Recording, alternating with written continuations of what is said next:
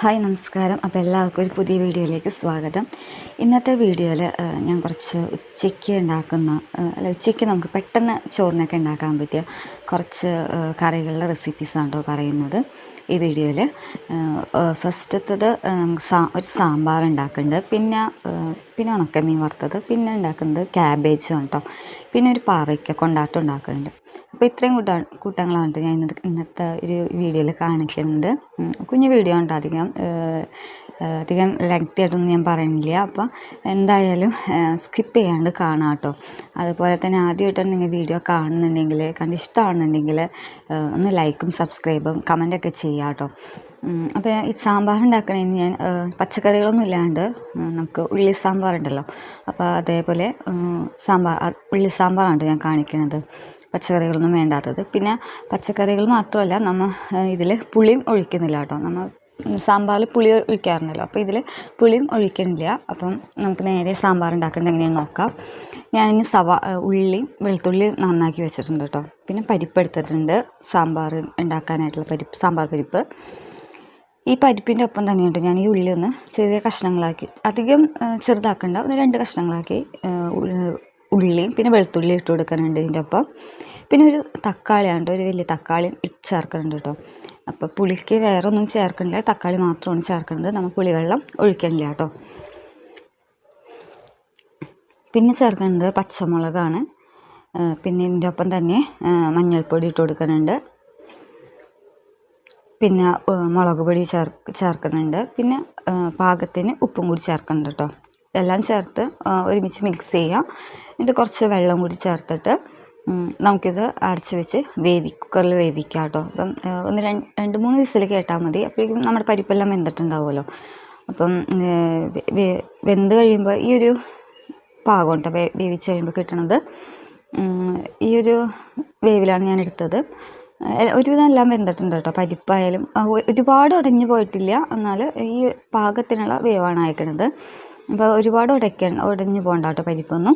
ഇനി നമുക്കിതിലെ മസാലകൾ നോക്കാം, എന്തൊക്കെയാണ് ഇടുന്നത് എന്നുള്ളത്. ഫസ്റ്റ് ഞാൻ മല്ലിപ്പൊടിയാണ് ഇടുന്നത്. ഒരു 3 ടേബിൾ സ്പൂൺ മല്ലിപ്പൊടി ചേർത്തിട്ടുണ്ട്. പിന്നെ സാമ്പാർ പൊടിയാണ് പിന്നെ ചേർക്കുന്നത്. സാമ്പാർ പൊടിയാണ് നമുക്ക് കടയിൽ നിന്ന് മേടിക്കുന്ന സാമ്പാർ പൊടിയില്ലേ, ആ സാമ്പാർ പൊടിയാണ് ചേർത്തേക്കുന്നത്. പിന്നെ ഇതെല്ലാം ചേർത്തിട്ട് നന്നായി ചൂടാക്കുക. ഇതിൻ്റെ ഒപ്പം തന്നെ നമുക്ക് മഞ്ഞൾപ്പൊടി ഇട്ട് കൊടുക്കുന്നുണ്ട്, പിന്നെ മുളക് പൊടിയും ഇട്ട് കൊടുക്കുന്നുണ്ട്. എല്ലാ പൊടികളും ചേർത്ത്, മുളക് പൊടിയും പിന്നെ മഞ്ഞൾപ്പൊടി ഇട്ട് കൊടുക്കുന്നുണ്ട് കേട്ടോ.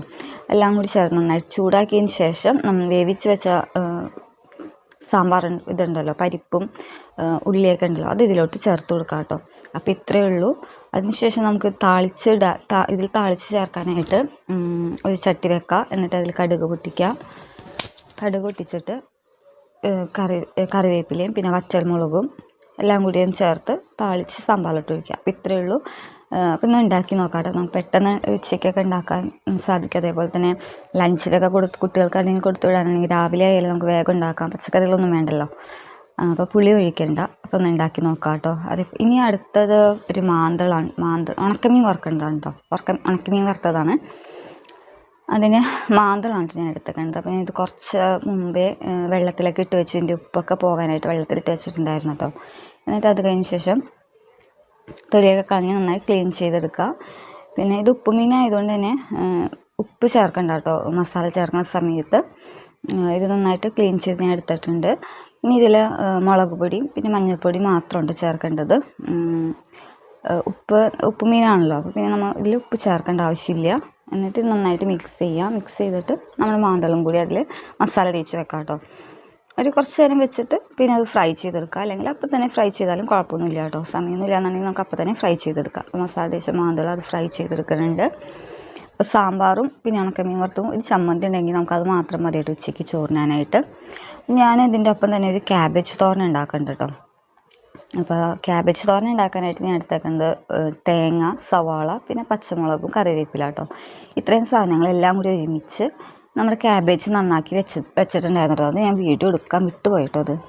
അപ്പോൾ അതിലോട്ട് ഉപ്പുപൊടിയും പിന്നെ മഞ്ഞൾപ്പൊടി ഇട്ട് കൊടുക്കുന്നുണ്ട്.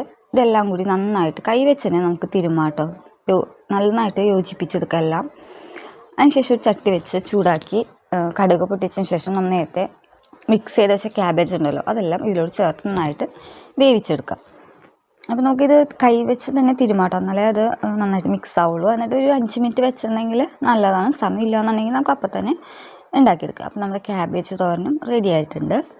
ഇനി ഒരു പാവയ്ക്ക കൊണ്ടാട്ടമുണ്ട് ഉണ്ടാക്കുന്നത്. അതിൽ ഞാൻ പാവയ്ക്ക എടുത്ത് ഉപ്പുപൊടിയും പിന്നെ മഞ്ഞൾപ്പൊടി പിന്നെ മുളക് പൊടി ഇത്രയുമാണ് ചേർത്തിട്ടുള്ളൂ. വേറെ മസാലകളൊന്നും ചേർത്തിട്ടില്ല കേട്ടോ. നന്നായിട്ട് മസാലകൾ തേച്ച് വെക്കുക. അതിനുശേഷം ഒരു ചട്ടി വെച്ച് ചൂടാക്കിയതിന് ശേഷം വെളിച്ചെണ്ണ ഒഴിച്ച് ഇത് വറുത്തെടുക്കാം കേട്ടോ. അപ്പോൾ അത് പാവയ്ക്ക കൊണ്ടാട്ടവും ആയിട്ടുണ്ട്. അപ്പോൾ ഇത്രയേ ഉള്ളൂ വീഡിയോ. ഉച്ചയ്ക്ക് നമുക്ക് പെട്ടെന്നൊക്കെ ഉണ്ടാക്കാൻ പറ്റിയ കുറച്ച് റെസിപ്പീസാണ് ഞാൻ കാണിച്ചത്. നിങ്ങൾക്ക് വീഡിയോ ഇഷ്ടമായി ഞാൻ വിചാരിക്കുന്നു കേട്ടോ. അപ്പം ഇഷ്ടമായിരുന്നുണ്ടെങ്കിൽ ഞാൻ ആദ്യം പറഞ്ഞ പോലെ തന്നെ ഒന്ന് ലൈക്കും സബ്സ്ക്രൈബും കമൻറ്റൊക്കെ ചെയ്ത് ഒന്ന് സപ്പോർട്ട് ചെയ്യാം കേട്ടോ.